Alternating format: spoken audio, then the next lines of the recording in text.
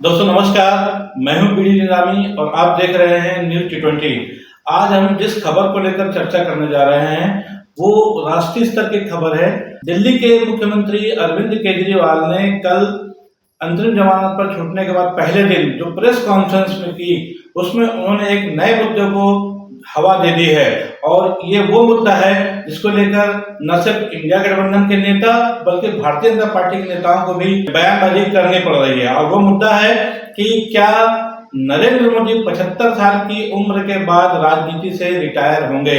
यह दोस्तों press conference के दौरान अरविंद केजरीवाल ने कहा था कि यदि भारतीय जनता पार्टी या एनडीए की सरकार आती है, यदि शब्द उन्होंने जोड़ा, पहला था कि नहीं आ रही है, लेकिन यदि आती है तो जैसा कि नरेंद्र मोदी ने 2014 में जब वो पहली बार प्रधानमंत्री बने थे तब उन्होंने कहा था कि 75 साल की उम्र राजनीति में रिटायरमेंट की होनी चाहिए थी। और इसी के तहत उन्होंने 2019 के चुनाव में दो बड़े नेताओं को रिटायर कर दिया था, भारतीय जनता पार्टी की टिकट से वंचित कर दिया था।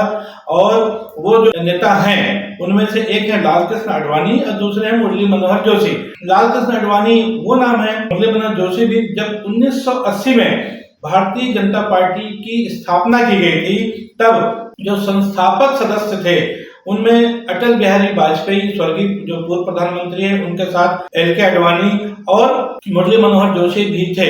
उसके बाद 1980 से भारतीय जनता पार्टी का सफर शुरू हुआ और आज की तारीख में 2014 में बड़े मुकम्मल बहुमत के साथ मोदी जी बने। उसके पहले हालांकि अटल बिहारी वाजपेयी जी भी 3 बार प्रधानमंत्री रह चुके हैं। लेकिन अब सवाल यह है कि 2014 में नरेंद्र मोदी जब प्रधानमंत्री बने, उन्होंने 75 साल की उम्र का एक नियम बनाया, आम चर्चा रही, मीडिया ने भी तमाम दिखाया और बाकी जो भाजपा के जो नेता थे उन्होंने उस बात को किया कि देखिए कितनी अच्छी बात हो रही है कि 75 साल के बाद भाजपा में कोई भी नेता जो है रिटायर कर दिया जाएगा। और जबकि 2014 में तब जो है 80 साल उम्र थी एल.के. आडवाणी की, तब जबकि एल.के. आडवाणी जो है गांधीनगर से लोकसभा का प्रतिनिधित्व कर रहे थे उस समय, और जो मुरली मनोहर जोशी है वाराणसी से।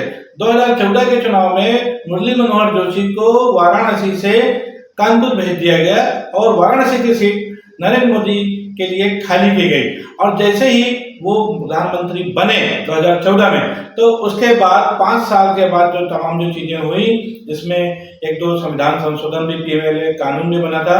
तो जब 2019 का जो अगला चुनाव था, मतलब पहला 5 साल कंप्लीट करने के बाद जब दूसरी बार वो लोकसभा चुनाव मैदान में आते हैं, तब वो एल.के. आडवाणी को गांधीनगर से टिकट नहीं देते हैं, मुरली मनोहर जोशी को कानपुर से टिकट नहीं देते हैं। और ये कहा जाता है कि 75 साल की चूंकि उम्र हो चुकी है इनकी, इसलिए इनको राजनीति से रिटायरमेंट ऐसे लोगों को ले लेनी चाहिए। और इस कड़ी में सिर्फ 2 नाम ही नहीं, 2 नाम और भी थे, जिसमें पूर्व वित्त मंत्री यशवंत सिन्हा का भी नाम है, पूर्व लोकसभा अध्यक्ष जो समय 14 से 19 तक लोकसभा के अध्यक्ष रहे सुमित्रा महाजन जी का भी नाम था, उनको भी 75 साल की उम्र उनकी हो चुकी थी। तो इन दोनों नेताओं को भी भारतीय जनता पार्टी से अनिवार्य सेवानिवृत्ति दे दी गई। तो इस बात को विपक्षी गठबंधन के लोगों ने पकड़ लिया और उजागर जो किया वो अरविंद केजरीवाल ने कल, जो कि अंतरिम जमानत पर रिहा हुए हैं सुप्रीम कोर्ट के आदेश के बाद, और कल पत्रकार वार्ता के दौरान उन्होंने जिस तरह से इस मुद्दे को उठाया और ये कहा कि पहली बात ये कि भाजपा नहीं आ रही, लेकिन यदि आ जाती है तो 17 सितंबर जबकि उनका जन्मदिन है 2025 में 75 साल के हो जाएंगे, तो क्या नरेंद्र मोदी राजनीति से रिटायर हो जाएंगे? और यदि हो जाएंगे तो उनके बाद कौन? इस पर भारतीय जनता पार्टी कोई कुछ नहीं बोल रही है क्या? तब उन्होंने जो नाम भी लिया, उन्होंने ये भी कहा था कल, आपको याद होगा कि उनका अगला जो निशाना, अगला जो है टारगेट है वो योगी आदित्यनाथ है, जो कि उत्तर प्रदेश के मुख्यमंत्री वर्तमान में। उनका कहना है कि दरअसल वो वास्तव में अमित शाह को अपना अगला प्रधानमंत्री बनाना चाहते हैं या उत्तराधिकारी बनाना चाहते हैं, इसलिए वो सबसे पहले योगी आदित्यनाथ को राजनीति से मुख्यमंत्री बदलेंगे उत्तर प्रदेश का। उन्होंने कहा कि इशारा यह था ताकि उनकी दावेदारी कमजोर है। उनका इशारा यह भी था कि जो भी भारतीय जनता पार्टी में नेता बड़े मजबूत होने लगते हैं, उनका कद घटाने के लिए, उनका वजन कम करने के लिए नरेंद्र मोदी उनको हाशिए पर ले आते हैं। उन्होंने एक एग्जाम्पल और दिया था जिसमें मध्य प्रदेश के पूर्व मुख्यमंत्री जो कि 17-18 साल रह चुके हैं शिवराज सिंह चौहान का नाम लिया। उन्होंने राजस्थान की दिग्गज भाजपाई नेत्री वसुंधरा राजे सिंधिया का नाम लिया, जो कि 2 बार मुख्यमंत्री रह चुके थे।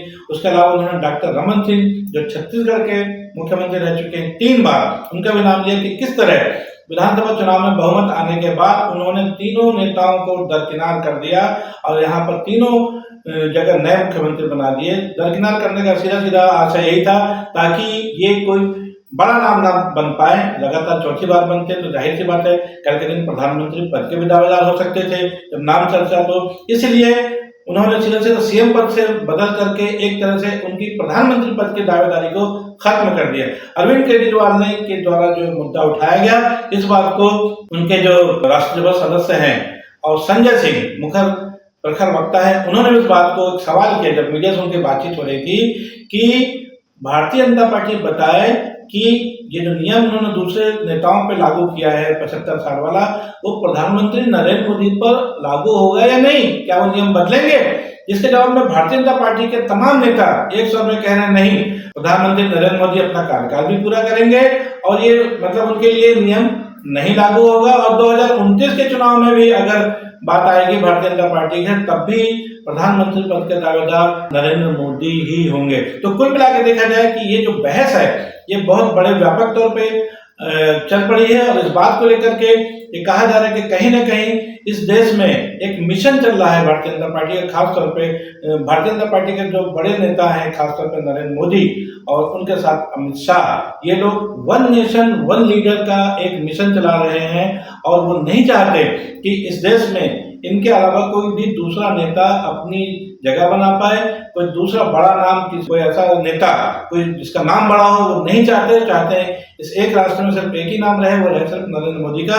इस बात को लेकर के तमाम तरह के आरोप प्रत्यारोप दोनों पार्टी के नेता लगा रहे हैं। अनुराग सिंह ठाकुर भी मैदान पे आए और उन्होंने भी वकालत की प्रधानमंत्री के पक्ष में। बहरहाल लेकिन निसंदेह आज 3 चरणों का चुनाव हो चुका है और लगभग 350 से 290-93 के आसपास की सीटें जिन पर चुनाव हो चुका है, लेकिन अभी भी 263 के आसपास 260-65 सीटों पर चुनाव होना बाकी है। 4 चरण बचे हुए हैं और इसलिए ये बहुत महत्वपूर्ण हो जाता है कि बचे हुए चुनाव के दौरान जब भी प्रचार प्रसार होगा तो लोगों की जुबान पर ये सवाल उनके दिमाग में जरूर आएगा कि मोदी के बाद कौन। और जैसे कि उन्होंने कल एक बात और कही थी कि यदि इस बार तीसरी बार भारतीय जनता पार्टी सत्ता में आती है तो विपक्ष के सारे नेता जेल में होंगे। भारतीय जनता पार्टी या एनडीए की जो सरकार का जो की योजना है संविधान बदलने की और उसमें वन नेशन वन लीडरशिप करने की, तो कहीं ना कहीं जो कुछ भी हो रहा है उसमें तेजस्वी यादव, ममता बनर्जी, तमाम जो विपक्ष के नेता हैं उनको जेल में डाल दिया जाएगा। आज भी झारखंड के मुख्यमंत्री हेमंत सोरेन जेल में है। दिल्ली के मुख्यमंत्री अरविंद केजरीवाल किसी तरह से अंतरिम जमानत उनको सुप्रीम कोर्ट ने दी, वो भी 20-21 दिनों के लिए, ताकि वो पार्टी का चुनाव प्रचार कर सकें। लोकसभा चुनाव है जिसके लिए ईडी ने काफी विरोध भी किया था, बावजूद उसके मुख्यमंत्री अरविंद केजरीवाल को जमानत दे दी गई। लेकिन कुल मिलाकर देखा जाए तो कल से अरविंद केजरीवाल के इस बयान के बाद कि क्या नरेंद्र मोदी 75 साल की उम्र में रिटायर हो जाएंगे और नरेंद्र मोदी के बाद कौन होगा इस देश का अगला प्रधानमंत्री, और इसको लेके जो भारतीय जनता पार्टी के भी नेता उनको कंटिन्यू करने की बात कर रहे हैं। तो एक दिमागी बहस कहा जाए पूरे हिंदुस्तान में छिड़ चुकी है और देखना है कि बचे हुए 4 चरणों में इस देश का मतदाता इन सारे विषयों पर अपनी राय क्या रखता है, किस तरह की सरकार बनाता है, किस तरह के वोट देता है, और 4 जून को जब रिजल्ट आएगा तब पता चलेगा कि इस देश के मतदाताओं ने क्या निर्णय लिया। मेरा तब तक बने रही न्यूज़ T20 के साथ। मैं हूं बीडी निजामी और आप देख रहे हैं न्यूज़ T20। कल फिर मिलेंगे किसी ऐसे ही नए चुनावी विश्लेषण के साथ। तब तक के लिए दीजिए इजाजत। जय हिंद, जय भारत, जय छत्तीसगढ़।